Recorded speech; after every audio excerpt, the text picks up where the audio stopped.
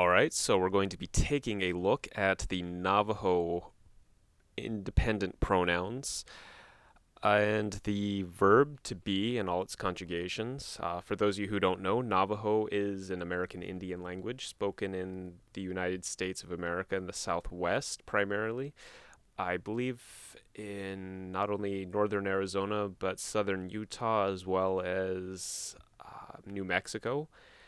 It's pretty well represented for an American Indian language with 140,000 speakers, I believe. And for those of you who don't know, Navajo's grammar is quite a bit different than English grammar in that a lot of the words are verb based, meaning that I don't want to say descriptive, but it more descriptive in terms of action. I believe the word for tank, for example, the military tank is something along the lines of the thing that moves around and makes a big noise. So it's sort of a different, you know, way of expressing things. It's very, very important to know the verbs in Navajo, and they have all three persons like English has. So I is the first person, you is the second person, and he is the third person. In addition to that, we have the plural in English. So we is also first person, but it's plural. You is now just the kind of de facto either first or second. First or second. It's either singular or plural for the second person, and then he, she, it becomes they. And in the case of Navajo, we also have a dual, however, which is a word, which is, uh, for example, they two, you two, or we two. So two persons, one, two. And the plural would be three or more.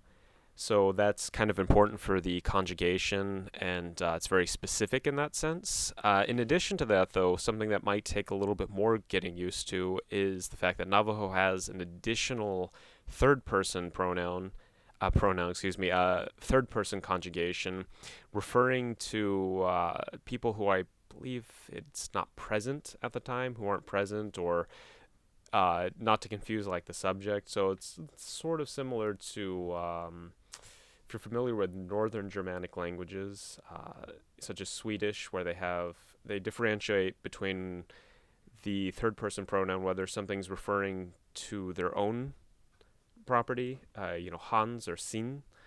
And so it's a little bit like that, a little bit different. So that will take some getting used to, and that has its own conjugation. If I understand correctly, too, it is also used for old stories revolving around coyotes. So a little bit interesting there. So we're going to go into that. We'll start out with the pronouns. All right, so we're going to be taking a look here at the Navajo pronouns. We're going to start from the top left and work our way down.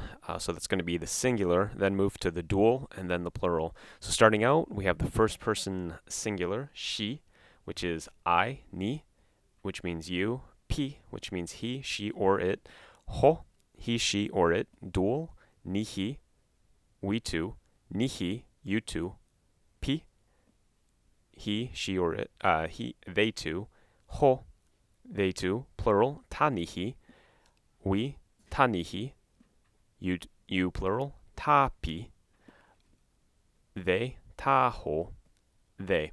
All right, so a little bit of a note here, something that you've probably noticed is that several of these pronouns are actually the same, particularly for the third person and the third person alternative, sometimes also called the fourth person. And the same goes for the dual and the plural. For the first and second, they actually match each other. So that can be a little bit confusing. It takes a little time to getting used to in that case. That's normally not the case with the verbs, which are a lot more clear. In the case of the third person pronouns, however, a lot of verbs do have the same for the dual and the singular of the third person, both the normal form and the alternative. And a little bit of a note on the alternative, since it's something that's not really in existence in English. It's probably something most people aren't really familiar with.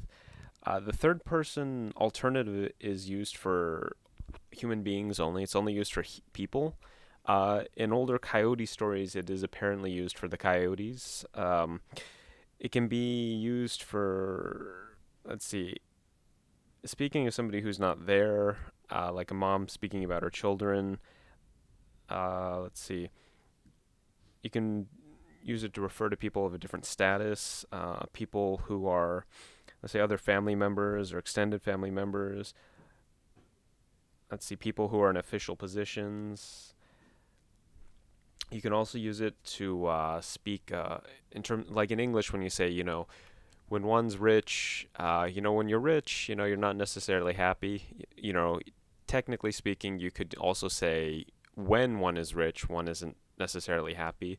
In English, we say you, even if it's not directly referring to the person you that we're talking about.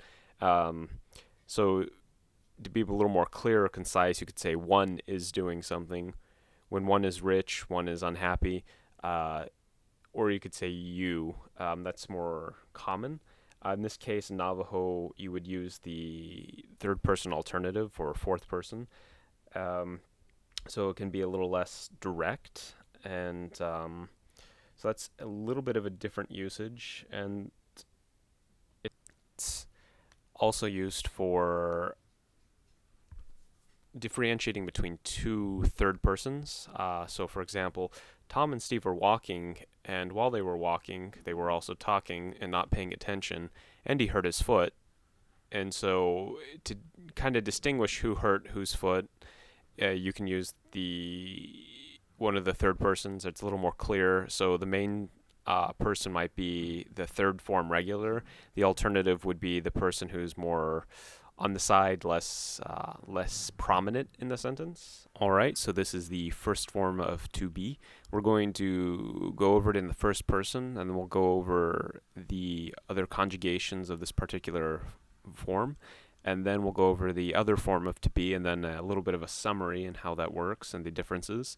So just a heads up, this is primarily used for people, animate, because they're animate. The other one is more for inanimate. So starting out, we have singular, nishli, which means I am.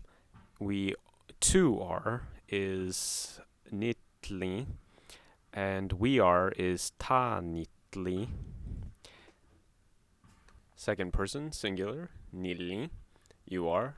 Dual, nochli. You two are. Plural, tanochli. You plural are. Alright, so this is the first form of the third person. Nili, he, she, it is, singular. For the dual, we have nili, they two are. Plural, ta nili, they are. Alright, so here we have the third person alternative, or as some people call it, the fourth person. So for the singular, we have jili, he, she, it is. For the dual, we have jili, they two are. And for the plural, we have ta jili, they are. Alright, so here we have the completed list of the verb of to be, all 12 forms. A side note real quick, between the third person regular form and the singular, and the second person singular, you are, and he, she, or it is, they look very similar, but the form of you are actually does have an accent mark above it, and that's really important since it does differentiate the pronunciation. Outside of that, this form is used to describe what you are and is used for people. The other form we're about to cover is used more for inanimate objects or for animals, things like that. In the third person, however, it can be used for people. So just an example of how this could be used would be the sentence, you are a Navajo, would be tine nilni. Alright, so we're going to go over the last form of to be.